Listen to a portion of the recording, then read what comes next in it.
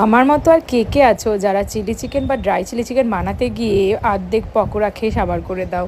সেদিন যখন দুটো বন্ধু এসেছিলো তখন চটজলদি বানিয়ে ফেলেছিলাম এই ড্রাই চিলি চিকেনটা। চলো রেসিপিটা তোমাদের সাথে শেয়ার করি। চিকেনটাকে প্রথমে আদা, রসুন, কাঁচা লঙ্কা, নুন, গোলমরিচ আর কর্নফ্লাওয়ার দিয়ে আর একটা ডিম দিয়ে ভালো করে ম্যারিনেট করে রেখে দিয়েছিলাম।